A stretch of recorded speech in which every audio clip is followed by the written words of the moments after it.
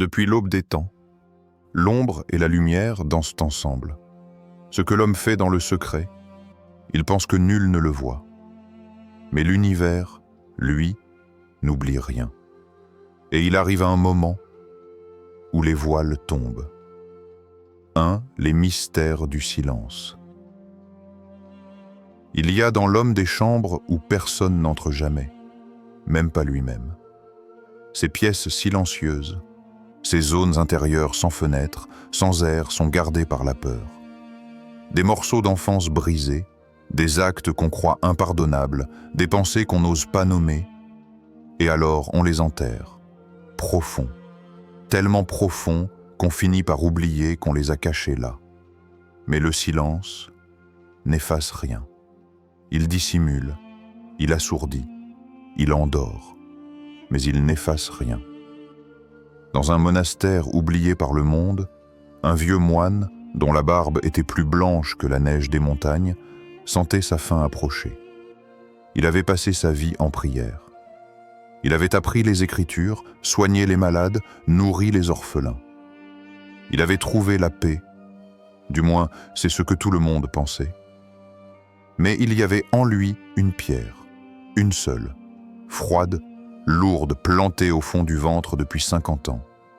Un jour, il réunit ses disciples, pas pour enseigner, mais pour avouer. Il leur dit « J'étais jeune, impulsif. J'ai volé dans le sanctuaire. J'ai pris ce qui ne m'appartenait pas. Et chaque jour depuis, j'ai cherché à compenser ce vide en moi. » Il se mit à pleurer, lentement, comme un homme dont les larmes avaient attendu toute une vie pour tomber.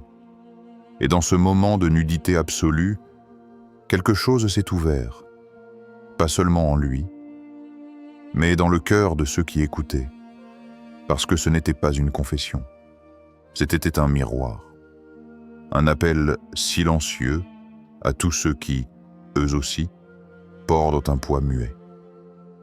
Ce que tu caches te contrôle, ce que tu révèles te libère. As-tu remarqué? Le silence a un langage. Il parle dans les tensions de ton corps, dans les insomnies de la nuit. Il murmure dans les rêves étranges que tu fais. Il t'appelle dans les relations que tu fuis, dans les mots que tu retiens, dans les regards que tu détournes. Et pourtant, ce que tu redoutes de dire est ce qui t'ouvrira la porte. Pas devant les autres, devant toi, devant Dieu. Il ne s'agit pas ici de scandale. Il ne s'agit pas de honte. Il s'agit de lumière. Car la lumière n'a pas peur de l'obscurité. Elle est faite pour y entrer. La lumière ne juge pas. Elle révèle, il ne t'est pas demandé d'être parfait. Il t'est demandé d'être vrai. Jésus ne marchait pas en cherchant les saints. Il marchait parmi les blessés, les rejetés, les humiliés, les abîmés par les systèmes, les lois, les regards des autres. Et chaque fois qu'il croisait quelqu'un brisé, il ne posait qu'un seul regard, celui qui voit au-delà du masque. Ce jour-là, une femme est traînée sur la place publique. On ne dit pas son nom, on dit ce qu'elle a fait, et comme souvent, on oublie l'homme avec qui elle l'a fait. Il n'y a qu'elle, là, au milieu du cercle, exposée, jugée, humiliée. Les pierres sont prêtes, les bouches sont salées par le goût de la condamnation, et ils disent « Rabbi, cette femme a été prise en flagrant délit d'adultère. La loi nous ordonne de la lapider. Et toi, que dis-tu » Il ne répond pas tout de suite. Il s'abaisse. Il trace dans la poussière un mystère, une pause, un silence, comme s'il voulait que le poids de leurs mots leur revienne dans le cœur. Puis, il se redresse et dit, sans élever la voix, que celui qui est sans péché lui jette la première pierre. Et là, le temps se suspend. Un à un, les juges se désagrègent, pas par une force extérieure, mais parce que la vérité est entrée. Ce n'est pas la femme qui a été mise à nu ce jour-là, c'est eux. Et elle, restée seule, debout dans sa peur, dans sa honte, dans son souffle court. Entends une voix différente de toutes les autres. Moi non plus, je ne te condamne pas. Va et ne pêche plus. Ce n'est pas un verdict. C'est une renaissance. Ce n'est pas une sanction. C'est une invitation à une vie nouvelle. La lumière n'est pas venue juger. Elle est venue révéler. Pas pour te montrer ce que tu es, mais pour te rappeler ce que tu n'as jamais cessé d'être. Et toi, tu crois que ta honte te définit. Tu crois que ton erreur est ton identité. Mais la lumière de Dieu ne vient pas pour te frapper. Elle vient pour t'appeler par ton vrai nom, celui que tu avais avant le bruit, avant la faute, avant le masque. Et si ce que tu appelais honte était en réalité l'opportunité de ta renaissance? Regarde bien. Il y a en toi un espace que la lumière cherche à atteindre, pas pour l'exposer au monde, mais pour l'exposer à toi-même. Car ce n'est pas la vérité qui fait mal, c'est la résistance à la vérité. Et parfois, ce que tu caches est justement ce que Dieu veut utiliser pour t'ouvrir une nouvelle vie. 3. Le temps des révélations.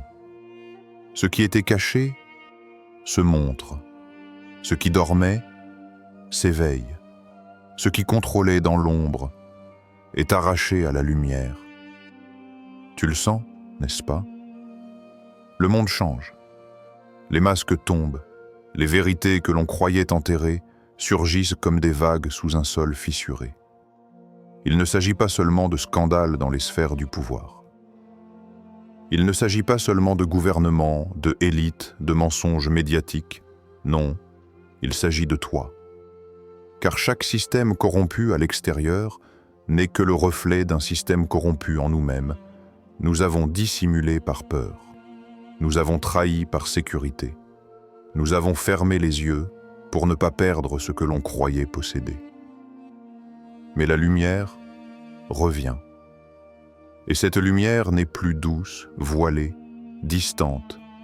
Elle est brutale, incisive, libératrice. Les secrets de l'histoire s'écroulent.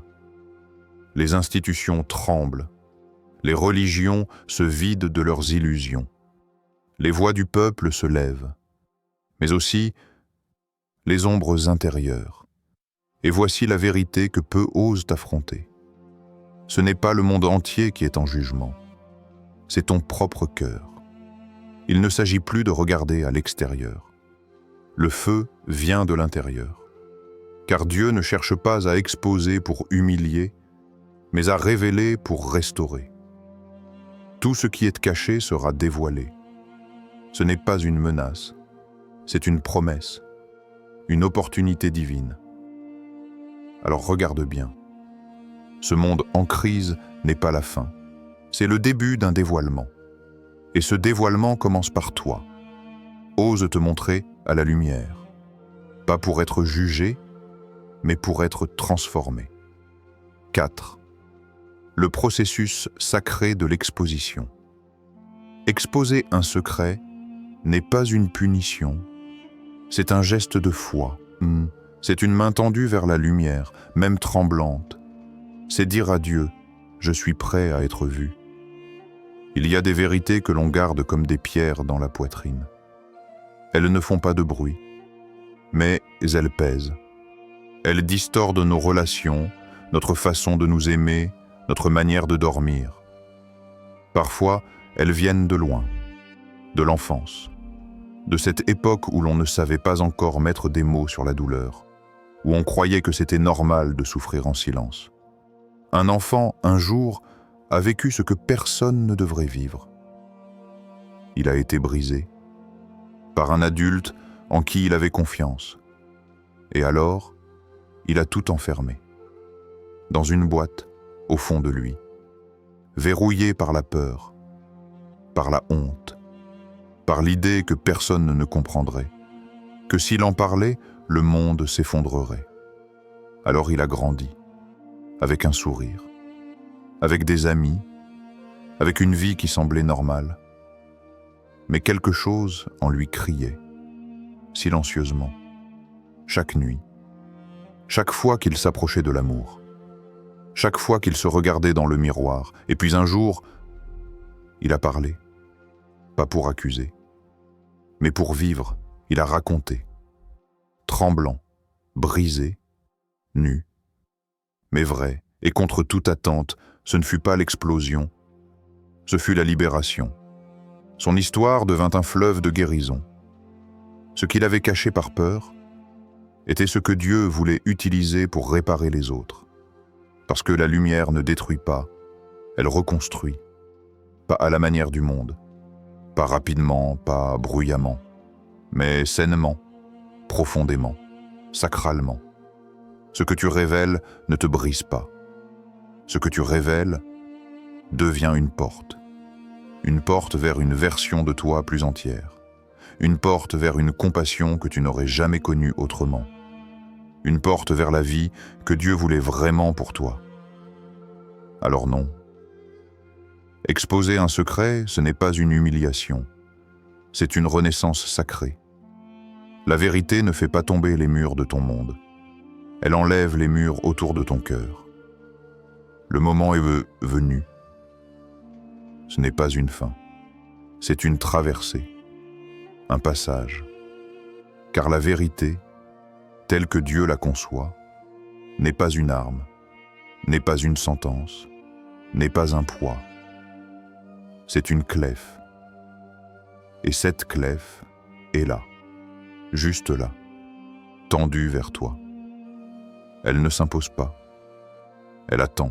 Ce qui était caché est en train d'être révélé. Pas pour que tu sois exposé au monde, mais pour que tu sois exposé à toi-même, dans l'endroit le plus sacré de ton cœur. Car tu n'as pas été créé pour porter le secret de ta douleur jusqu'à la fin de tes jours. Tu as été créé pour être libre. Et la liberté commence toujours par un regard. Un regard que tu poses sur toi-même, avec tendresse, avec vérité, avec Dieu. Et si aujourd'hui, tu choisissais de regarder en toi, non pour t'accuser, mais pour te rencontrer, ce n'est pas un combat, c'est un retour vers la lumière que tu avais oubliée, mais qui n'a jamais cessé de brûler.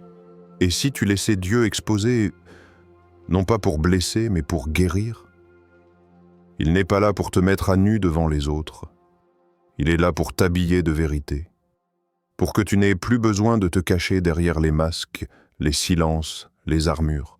Qu'est-ce que tu es prêt à ne plus cacher? Ferme les yeux, inspire profondément, pose cette question en toi. Ne cherche pas une réponse immédiate, car parfois, Dieu murmure dans le vide, avant d'y faire fleurir la lumière.